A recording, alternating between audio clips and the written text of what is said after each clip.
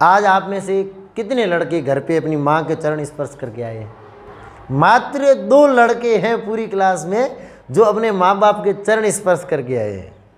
और अप्रैल फूल आज है, आज मनाना है, आज अप्रैल फूल बनाया जाता है। ये चीज़ कितने लड़कों की या लड़कियों के दिमाग में हाथ खड़े करो, या जिन्होंने बनाने की कोशिश भी की है। अपन को ये नहीं पता है कि माँ बाप के चरण स्पर्श करके आने से क्या होता है। मूर्ख बनाना अपन को याद है। ये अपना दोष नहीं है, ये पूरे सिस्टम का दोष है।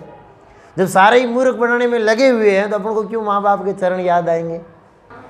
क्या आपने कभी भगवान को देखा? नहीं देखा। अपन मंदिर में जाते हैं, वहाँ एक वो अप्रत्यक्ष मूर्त रखी होती है, अपन उस मूर्ति के दर्शन करके आते हैं, उन्हीं को भगवान मानते हैं। अपने घर में भगवान होता है, माँ बाप भगवान का रूप है, माँ को भगवान मानते हैं।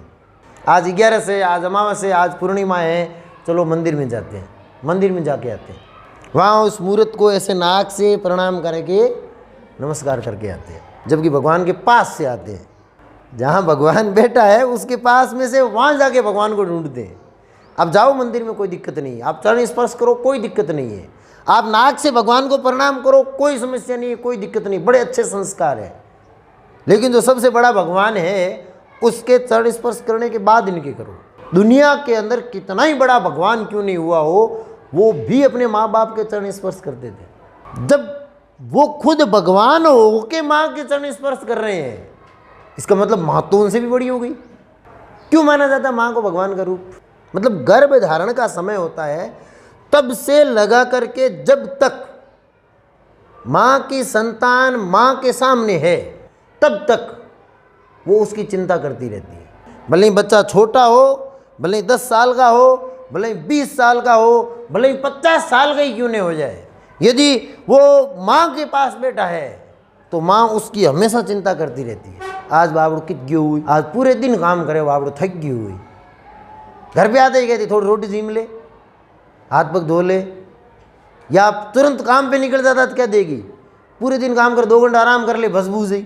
बच्चा छोटे से लगा के 30, 35, 40, 50 साल का हो जाता, माँ का प्रेम कभी कम नहीं पड़ता है। वो जिस तरीके से लाड प्यार छोटे बच्चे को करती है ना, वैसे के वैसे जिंदगी भर जब तक उसका बेटा रहता तब तक वो उसी प्रेम भाव से उसकी देखभाल करने का प्रयास करती है। और माँ के साथ क्या एक लगाव भी बना रहता है, एक स्पेशल लगाव होता है। और जब विकट परिस्थितियां होती है तब माँ ही याद आती है, इसी जुड़ाव, इसी लगाव के कारण। कहीं पे जा रहे हो, कोई कुत्ता पीछे पड़ जाए, हाथ में कांटा लग जाए, मुंह से हो मारे, हो पापा रे, हो दादा रे नहीं निकलती। और माँ शब्द ही भगवान ने ऐसा बनाया है, एक शब्द मुंह से निकलता है मुंह भर जाता, दूसरे शब्द की जरूरत ही नहीं है। किसी भी धंधे वगैरह से घर पे आते हैं तो घर पे आने के जस्ट 2 मिनट के अंदर अंदर या खुड़े चढ़ते ही अपन पूछते हैं माँ कितने। अपना माँ से कोई काम नहीं है, अपना ऐसा कोई काम अटका नहीं पड़ा है कि माँ आएगी तो मेरा काम पूरा होगा, लेकिन फिर भी अपन पूछते माँ कितने। क्योंकि जब तक ये सवाल नहीं पूछते तब तक कुछ अधूरा अधूरा लगता है। माँ जब तक दिखती नहीं है ना इधर उधर, तो बड़ा ऐसा अजीब अजीब लगता है, यार माँ किधर है, पूछना पड़ता है। क्योंकि माँ का प्रेम ही इतना होता है। आप कभी यहाँ से घर से जाते हो तो क्या करते हो, खेलने वगैरह लग जाते हो। जैसे आप खेलने को जाओगे, माँ क्या कहेगी, चला रोटी जी मर जा, भूखो मत दौड़। कि यदि भूखा दौड़ेगा करेगा तो शरीर के अंदर कोई बीमारी वगैरह हो सकती है, कोई थकान वगैरह होगी, बुखार वगैरह हो सकता है, ये हो सकता है, वो चिंता करती है, इसलिए वो खाना खिला के भेजती है। जब भी आप खेत के अंदर इधर उधर कभी काम करने लग जाओ, घर का कोई काम है, आप लगातार से उसमें लगे हुए हैं घंटे 2 घंटे से, और पानी पीने आके बैठते हैं, तो माँ आपको बड़ी प्रेम की दृष्टि से, बड़ी दया की दृष्टि से देखती है। बाबड़ू आज हेरी बस खपे, थक गई नहीं रे, पूछती है ना। घर के अंदर से और कोई नहीं पूछेगा, आपका बड़ा भाई कभी ये सवाल नहीं करेगा, थक गई नहीं रे। वो तो आते ही कह देगा चलो लौट साल, अपन कह देंगे हूँ तो थक गई, काम करे हो, थक गई बड़ा। यदि माँ ये सुन लेती है ना तो कहती है बापड़ो 2 घंटा में खपे हो, साले लौटो, बैठ रहे हूँ साल दो, कहती है ना। अपन को तकलीफ में नहीं देख सकती वो। जब भी कोई घर से बच्चा वगैरह बाहर पढ़ने जाता है ना, तो उसको खर्चे वर्चे के पैसे तो मम्मी पापा ही देते हैं ज़्यादातर। पापा ने 10,000 रुपये भी क्यों नहीं दे दिए हों, जब बच्चा जाने वाला होता है तो माँ अपने पॉकेट में से निकाल के कुछ न कुछ खर्च जरूर देती, भले ही वो 50 रुपये ही हो, भले ही वो 100-500 रुपये हों, लेकिन देती जरूर है। और कहती क्या है, एले 50 रुपये रस्ते में जी मिली भूखो मुजरी। और अपन को भी उन पैसों को देखते एक अलग खुशी मिलती है, ऐसा महसूस होता है, अरे वाह माँ 50 रुपये बढ़ दी ना। और यदि जा रहे होते हैं ना तो अपना भी एक ऐसा रहता है कि पापा भले कितने दे, माँ कहीं न कहीं खर्ची तो दई। ये जो खर्ची है ना, कभी बाहर पढ़ने जाओगे तो आपको इसका आनंद पता चलेगा। बड़ा आदमी हो गया, उसकी बीवी बच्चे सब हैं घर पे, लेकिन निकलते समय यही कह के निकलेगा, माँ हूँजू मेरे बस जाए। माँ शब्द अपने आप निकल जाता है, इसको अपन रोक नहीं सकते। क्यों? क्योंकि उसकी संवेदनाएं, उसकी भावनाएं अपने साथ जुड़ी रहती है। माँ त्याग की एक मूर्ति होती है। अपने जीवन के अंदर अपने बच्चों के लिए जितना त्याग माँ करती उतना दुनिया में कोई नहीं कर सकता।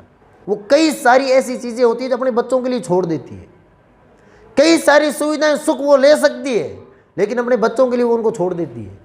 यदि शाम को समय खाना बना, रोटी बनी, 2 रोटी कम बन गई, सबसे लास्ट में माँ खाती है। जब सबका पेट भर जाए उसके बाद माँ खाती है। मान लो शाम के समय माँ खाना खा रही है, 2 ही रोटी बची हुई है, और माँ को पता है कि बच्चा सुबह स्कूल जाएगा, तो अपने यहाँ पे क्या अपन ठंडी रोटी में झारा करके आते हैं, गर्म थोड़ी नहीं, ऐसा सिस्टम नहीं है अपने आगे अपन गर्म बनवा के खा के आए।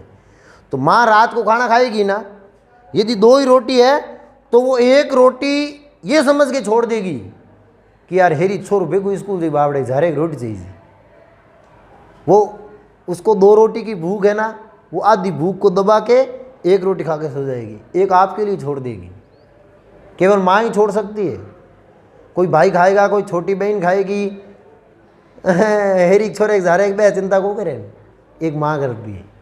जब मान लो उसके घर में बहू आ रही है, शादी हो गई, लड़कों की बहुएं आ गई घर में, बहुओं की क्या है ना, आपस में ऐसे टिच पिच रहती है सास के साथ। पहले इतनी नहीं होती थी, आजकल क्या है, पढ़ी लिखी बहुएं आने लग गई ना, इनको ऐसा लगता है कि यार ये क्या है, घरेलू काम ये वो, उनको वो थोड़ा अजीब लगता है, वो नहीं करना चाहती, उनको पसंद नहीं होता है। तो बहुएं सास से लड़ती रहती है, लेकिन एक माँ इस लड़ाई को कभी अपने बच्चों को नहीं बताती। भले ही बहू के हाथ कितनी लड़ी जी, कभी भी अपने बच्चे को ये नहीं कहेगी कि आज आप मैं लड़ी हूँ कियो बू कियो। वो उस अपमान को, उस लड़ाई को भी पी जाती है, केवल इसलिए कि यदि मैंने कह दिया तो बेटा बहू को डांटेगा, इन दोनों के बीच में झगड़ा होगा, बाप ने अंग परिवार में आग लाग जी, इसलिए माँ उस बात को भी दबा देती। और ऐसी माएँ तो आपको इस दुनिया में बहुत सारी मिल जाएगी, जो अपने बेटों के घर को बचाने के लिए अपनी सास, अपनी बहू के द्वारा की गई हर बेइज्जती को पी जाती है। कभी ये बाहर जाहिर नहीं होने देती, घर से बाहर, कि बहू ने उसके साथ कैसा व्यवहार किया, वो घूंट पी जाती है। और बहुएं कितनी अभागी ने सोचो, और वो खुश होती है कि सास हमसे डरती हुई नहीं कहती आगे, हऊ डरा है माऊ हाथ निकले, मैं की कहता नहीं बेटी बाहर बोले कौन, ऐसा कहती है। अरे बेवकूफ़ों, बिना अकल क्यों, इतना सोचो, वो आपके परिवार के लिए ये त्याग करती है। वो ये नहीं चाहती कि उसके बेटे का घर बिखर जाए, इस वजह से उस बात को दबा लेती है। अपनी कितनी बड़ी गलती हो जाए, यदि माँ को ये लग गया कि इस गलती की वजह से इसके पापा इसको पीटेंगे, तो माँ उस गलती को अपने सर पे ले लेती है। आपके घर के अंदर यदि कोई आपको पीट पूट देता है, ठोक ठोक देता है, अपन माँ के आंचल में जाके छुपते हैं। लेकिन जिस दिन माँ पीट दी है उस दिन कोई नहीं बचाता है, लेकिन उसमें भी वो एक प्रेम ही होता है। आजकल की ये 4 पढ़ी लिखी लड़कियाँ बहू बन के आती है, तो जिस दिन इनकी डोली उठनी होती है ना, वहाँ से ही किधर नहीं, उसी दिन से इनके दिमाग में भूत सवार हो जाता है कि हूँ भी जा रहा ढोकले ठोका हो को ठोका हो नहीं घड़ जाऊँ पान नारी हूँ, तेरी किस्मत में ही नहीं लिखी है कि तू इतना बड़ा पुण्य कमा सके। एक माँ को अपने हाथ से यदि रोटी खिलाने का सौभाग्य मिलता है तो इससे बड़ा कोई सुख हो ही नहीं सकता। और समय बड़ा जल्दी निकलता है। आज आप बहू बन के आए हो, कल को सास बनोगे, और जितना दुख यहाँ दोगे उसका 1000 गुना आपको मिलेगा। आपके बहू इतनी खतरनाक आएगी कि आप कल्पना भी नहीं कर सकते। भगवान के घर सब चीज़ों का हिसाब किताब होता है, वो हर चीज़ को लिखता है। कि इसने इसको कितना परेशान किया, कि इतना, इसके घर पे ऐसी बहू फिट करो कि सारा हिसाब बराबर हो जाए। इसलिए कभी भी सोच करके भी इस देवी को परेशान करने का मन मत करना। जिंदगी में ध्यान रखना, कुछ भी करना, लेकिन अपनी वजह से अपनी माँ को तकलीफ मत देना। यदि ऐसा कभी हो जाता है गलती से, तो जब उसका चरण स्पर्श करते हो ना, तो मन ही मन उनसे माफ़ी मांग लेना कि कल मेरे से गलती हो गई थी, प्लीज़ मुझे माफ़ कर दे। बोल के नहीं मांग सकते, क्योंकि उसके लिए बहुत हिम्मत चाहिए होती है, बहुत ज़्यादा ताकत चाहिए होती है। इतनी ताकत अपने पास नहीं होती है कि अपन माँ को ऐसा बोल दें जाके कि माँ मैं रात गलती करनी, माफ़ कर दे। नहीं बोल सकती अपन, यह काम पे जाता है। इसलिए आप मन ही मन बोल दें।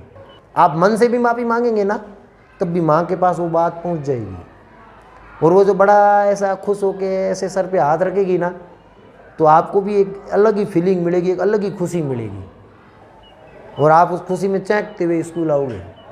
गाँव की स्थिति तो अपने फिर भी ठीक है कि माँ बाप अपने साथ रहते हैं। शहरों में 4-4 बच्चे होने के बाद भी माँ बाप को वृद्धाश्रम में रहना पड़ता है, क्योंकि वो बहू को अच्छे नहीं लगते। और आजकल के तो ये जो युग आ गया ना इसका, कंप्यूटर का, न मोबाइल का, न इसका न उसका, इसके अंदर 4 उलूल जुलूल चीज़ देख के जो छोटे मोटे बच्चे होते हैं ना, ये भी उनको पसंद नहीं करते। बल लगे कि बूढ़े ठाड घर में रहे, ये ठीक नहीं। यदि अपन इनको वृद्धाश्रम भेज रहे हैं तो अपने पूत ऐसे निकलेंगे कि अपन को वृद्धाश्रम के पैसे भी नहीं देंगे, भीख मांग के खानी पड़ेगी, यदि माँ बाप के संबंध में इस तरीके का व्यवहार रखा था। किस्मत वाले होते हैं जिनके घर पे माँ बाप रहते हैं। इस वजह से माँ को भगवान का दर्जा दिया